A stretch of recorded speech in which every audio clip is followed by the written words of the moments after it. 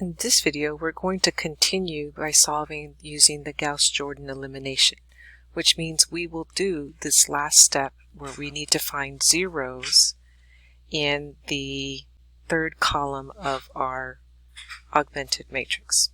We're going to continue. We have this augmented matrix. We have ones on the main diagonal.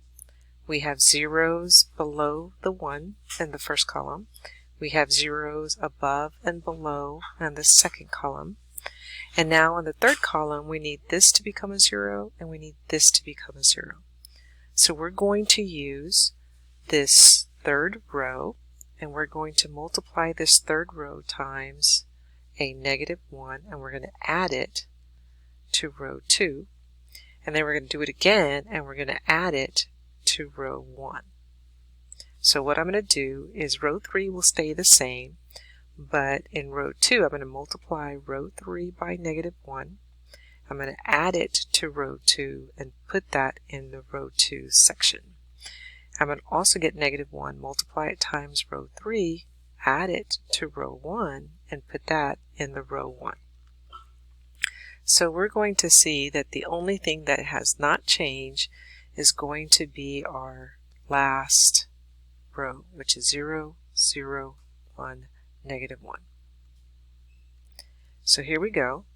When I'm trying to change row 1, I'm going to do row 1, so I'm going to multiply the third row by a -1, so I'm still going to get 0.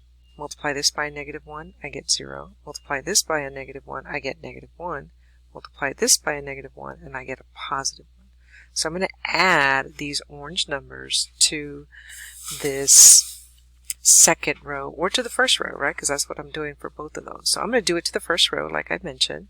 So 0 plus 1 is going to give me a 1.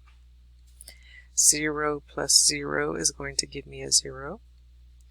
And -1 plus 1 is going to give me a 0.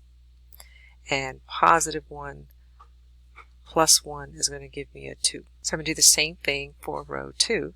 I already have these same numbers, so I'm going to add this 0 to this 0 and get 0. I'm going to add this 0 to this 1 and get 1. I'm going to add this -1 to this 1 and get 0.